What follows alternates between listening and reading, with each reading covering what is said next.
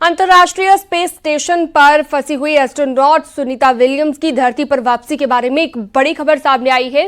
Space x का crew 10 mission अंतर्राष्ट्रीय अंतरिक्ष स्टेशन पर पहुंच गया है। अंतरिक्ष यान 19 मार्च को सुनीता विलियम्स को लेकर आएगा। अब आपको सिलसिलेवार तरीके से इस मिशन के बारे में बताते हैं। सुनीता विलियम्स बीते 9 महीने से अंतरिक्ष में है। क्रू 10 के सदस्य क्रू 9 को रिप्लेस करेंगे। सुनीता विलियम्स के साथ अमेरिकी वैज्ञानिक बुच विलमोर भी वहां पर मौजूद हैं। शुरुआती समय में मिशन का टाइम फ्रेम 8 दिन का था, लेकिन स्पेस क्राफ्ट में खराबी के चलते सुनीता विलियम्स वहां पर फंस गई और अब कई महीने बीत चुके हैं।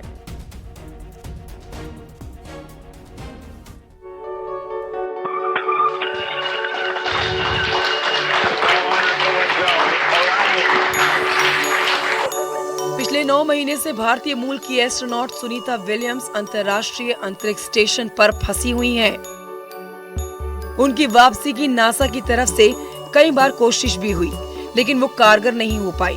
लेकिन अब लग रहा है कि सुनीता विलियम्स को धरती पर वापस आने के लिए ज्यादा इंतजार नहीं करना पड़ेगा, क्योंकि स्पेस एक्स का क्रू 10 मिशन अंतर्राष्ट्रीय अंतरिक्ष स्टेशन पर पहुंच गया है।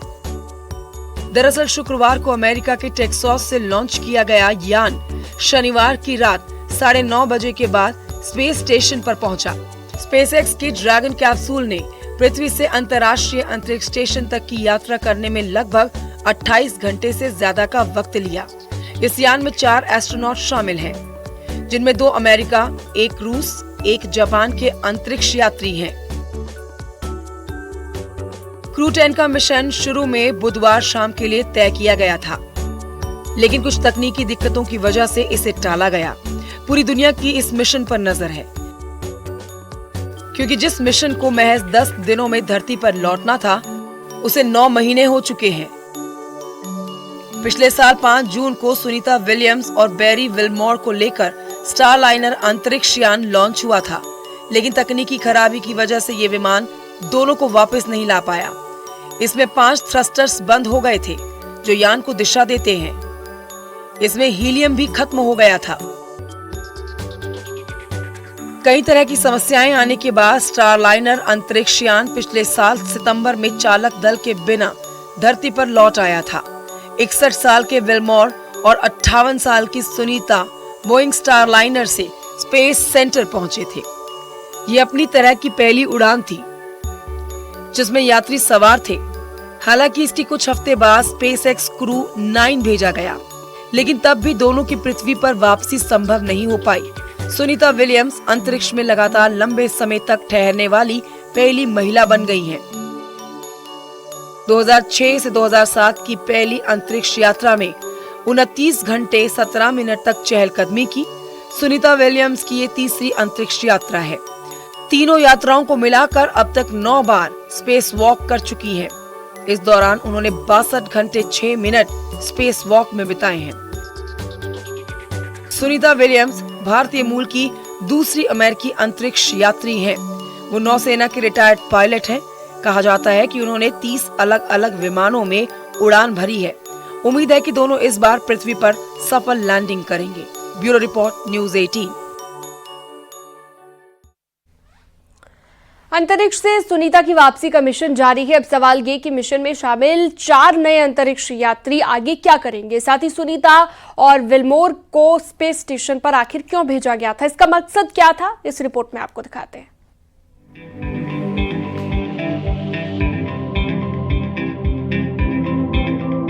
9 महीने से अंतरिक्ष में मौजूद सुनीता विलियम्स और बुच विलमोर जल्द ही धरती पर लौटने वाले हैं।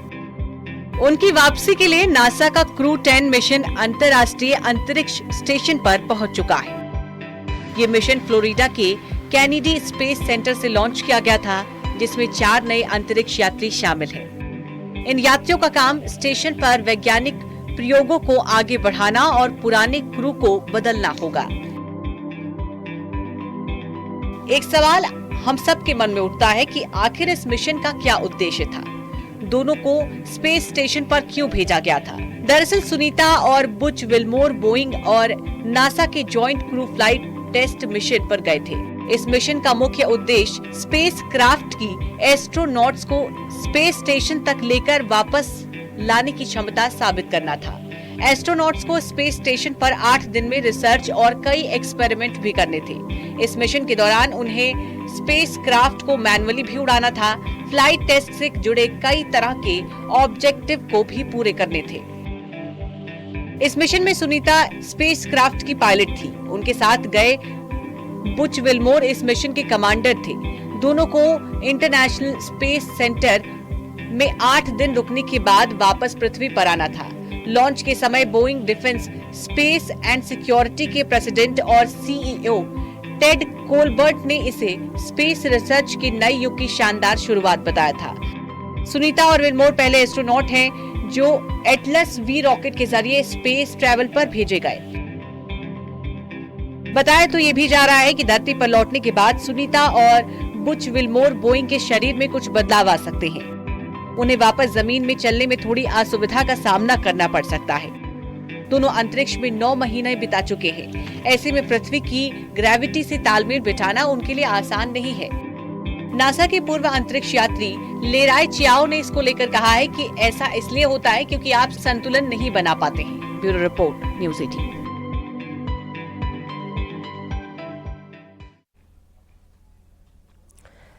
देश में जल्दी ही बुलेट ट्रेन चलने का सपना साकार होने वाला है, लेकिन अब हाइपर लूप ट्रेन को लेकर भी प्रगति चल रही है। आईआईटी मद्रास के छात्र हाइपर लूप प्रोजेक्ट पर काम कर रहे हैं। रेल मंत्री अश्विनी वैष्णव ने उस ट्यूब का निरीक्षण किया है जहां पर 1000 किलोमीटर की रफ्तार से ट्रेन चलाने का दावा किया जा रहा है।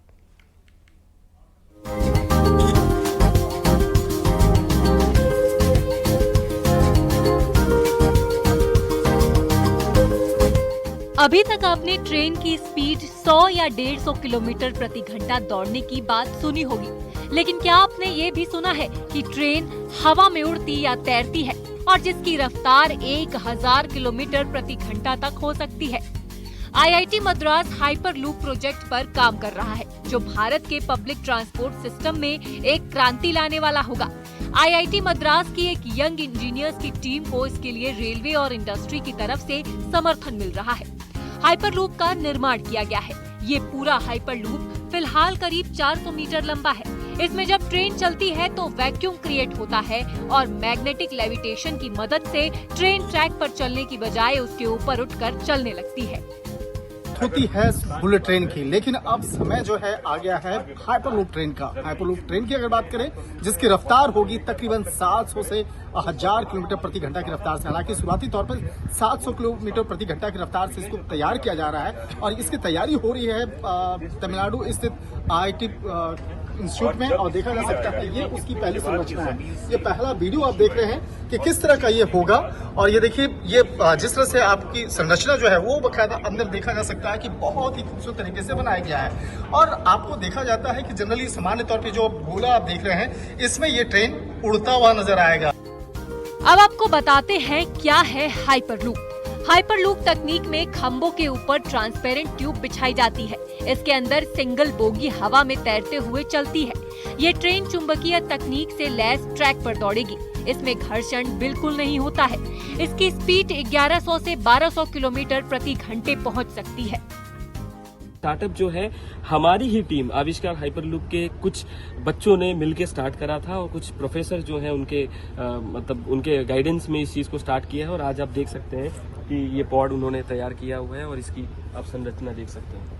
यहाँ तक ये जो आप ट्रैक देख रहे हो, इस ट्रैक को भी हम उनके मतलब उन सभी के कोलैबोरेशन में आपने देखा होगा, अलग अलग जगह पे अलग अलग जो आइडेंटिटीज हैं उनके आप लोगोज देख सकते हैं। जैसे आविष्कार हाइपरलूप लिखा होगा, इंडियन रेलवेज लिखा होगा, ट्विटर हाइपरलूप सामने पीछे देखें यहाँ पे है। हाँ, सो बेसिकली ये इस वजह से है क्योंकि इन सभी के कोलैबोरेशन से मिलजुल के ये कार्य किया गया। ये प्रोजेक्ट का अभी ट्रायल स्टेज है। ट्रायल के बाद इसका विस्तार किया जाएगा। केंद्रीय मंत्री अश्विनी वैष्णव इस प्रोजेक्ट के लोकेशन पर पहुंचे। उन्होंने इंजीनियरों की मेहनत की सराहना भी की। यहाँ पर आईआईटी मद्रास में एक यंग इंजीनियर्स की टीम है, उसको रेलवे की तरफ से और इंडस्ट्री की तरफ से सपोर्ट किया जा रहा है, जिससे कि नए तरह के एक्सपेरिमेंट्स हो सके। ये पूरा हाइपरलूप जो बनाया है 410 मीटर्स का ये पॉड है। ये पॉड इसके अंदर चलता है और वैक्यूम जब क्रिएट हो जाएगा तो ये पॉड मैग्नेटिक लेविटेशन यानी ट्रैक के ऊपर नहीं चलेगा, ट्रैक से ऊपर उठ के ये सोलर पावर से चलेगी। बिजली के कम खर्च के साथ प्रदूषण भी नहीं होता। साल 2026 तक इसका ट्रायल चलेगा। अनुमान है कि साल 2030 में इसमें सफर भी किया जा सकता है। न्यूज़ 18 के लिए शंकर आनंद की रिपोर्ट। पहाड़ों पर मौसम पूरी तरह बदल चुका है। जम्मू कश्मीर से लेकर उत्तराखंड के पहाड़ी राज्यों पर जहां पर बर्फबारी लगातार हो रही है, उत्तराखंड के कई पहाड़ी जिलों पर दरअसल बर्फबारी हो रही है और बर्फबारी होने से ऊंचाई वाले इलाकों में मुश्किलें बढ़ गई हैं। ये रिपोर्ट देखिए।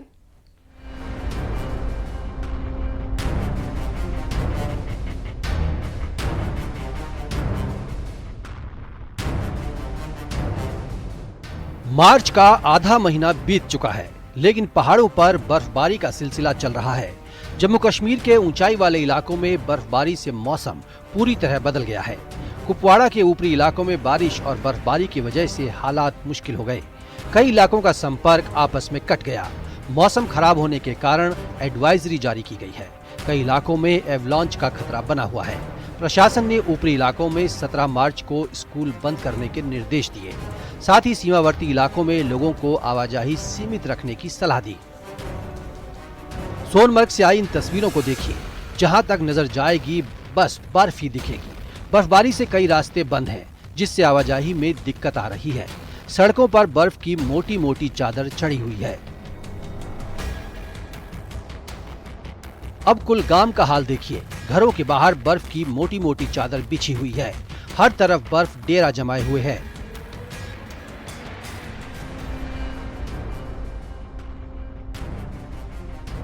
पुलवामा में भी हिम वर्षा देखने को मिल रही है। लगातार बारिश और बर्फबारी की वजह से पुलवामा की नदी और नहरों में भी पानी बढ़ गया है। किश्तवाड़ के ऊपरी इलाकों में बर्फबारी हुई है। किश्तवाड़ के अलीहे गांधारी गांव में एवलांच आया। 3 घरों को नुकसान पहुंचा है। राजौरी में पिछले 2 दिनों से बर्फबारी और बारिश देखने को मिली, जिसके चलते गेहूं की फसल और सब्जियों को नुकसान हो रहा है। वहीं उत्तराखंड के ऊंचाई वाले इलाकों में भी बर्फबारी हो रही है। बद्रीनाथ धाम में जमकर बर्फबारी हुई। यहां करीब 2 फीट से ज्यादा बर्फबारी हो चुकी है। शुक्रवार रात से ही हिमवर्षा हो रही थी, जो शनिवार दिन भर भी जारी रही। मंदिर परिसर से लेकर सिंह द्वार और तप्त कुंड तक भारी बर्फबारी हुई। आगे भी बर्फबारी जारी रह सकती है।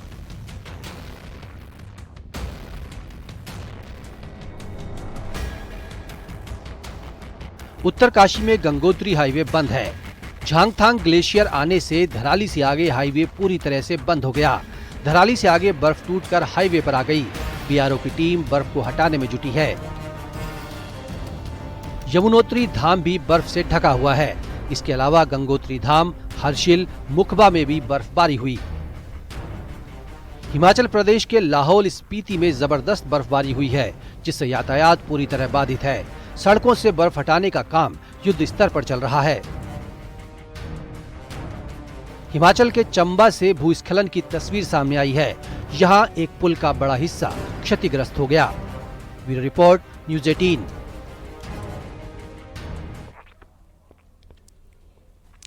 मार्च का महीना आधा बीत चुका है, लेकिन पहाड़ों पर बर्फबारी का सिलसिला थमने का नाम नहीं ले रहा। बद्रीनाथ धाम में जमकर बर्फबारी हुई। करीब 2 फीट से ज्यादा बर्फबारी हो चुकी है। शुक्रवार रात से ही जबरदस्त बर्फबारी हो रही है, जो कि शनिवार दिन भर तक जारी रही। चारों तरफ बर्फ की सफेद चादर है। पूरी बद्रीपुरी बर्फ के आगोश में ढक गई है। सफेद चादर में लिपटी नजर आ रही है। मंदिर परिसर से लेकर सिंहद्वार और तप्त कुंड तक भारी बर्फबारी हुई है। मौसम विभाग ने आगे भी बर्फबारी होने की संभावना जताई है।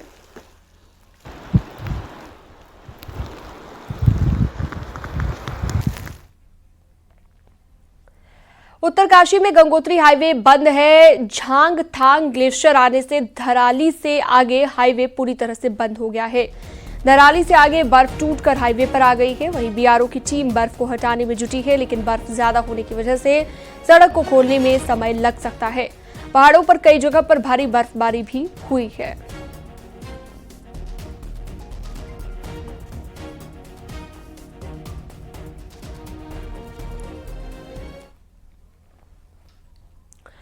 पिथौरागढ़ के ऊंचाई वाले इलाकों में एक बार फिर से भारी बर्फबारी हुई है। गुंजी में बीते दिनों हर दिन रुक रुक कर तेज बर्फबारी हो रही है। कई इलाकों में 2 फीट से ज्यादा बर्फबारी हो चुकी है। गुंजी और आसपास के इलाकों में बर्फबारी होने से चाइना बॉर्डर को जोड़ने वाली लिपुलेख रोड पर आवाजाही पूरी तरह बंद है।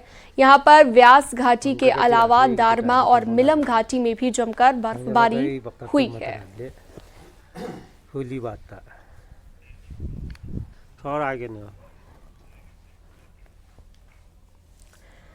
प्रधानमंत्री नरेंद्र मोदी के आह्वान के बाद उत्तराखंड में वेडिंग डेस्टिनेशन अब उत्तराखंड को नहीं बनने दिया जाएगा, बल्कि कॉर्पोरेट डेस्टिनेशन को लेकर भी अब कवायद तेज हो गई है। एक रिपोर्ट इसी को लेकर आपको दिखाते हैं।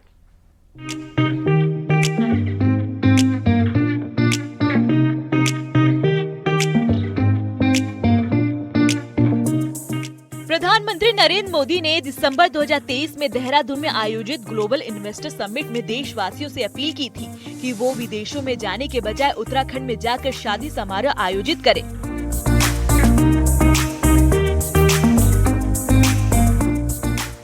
उत्तराखंड में बेहतरीन वेडिंग डेस्टिनेशन है। पीएम ने एक बार फिर 6 मार्च को उत्तराखंड पहुंचकर अपनी बात को दोहराया था, तो अब धामी सरकार ने अब इस पर गंभीरता से काम करना शुरू कर दिया है। इसी हफ्ते मीटिंग में सीएम पुष्कर सिंह धामी ने इसके लिए जरूरी दिशा निर्देश जारी किए। सरकार वेडिंग डेस्टिनेशन टूरिज्म नाम से कमेटी बनाने जा रही है। रामनगर, त्रिजुगी नारायण, मसूरी, धनौल्टी, ओंकारेश्वर मंदिर, चितई गोलजू मंदिर के अलावा नई डेस्टिनेशन को चिन्हित किया गया है।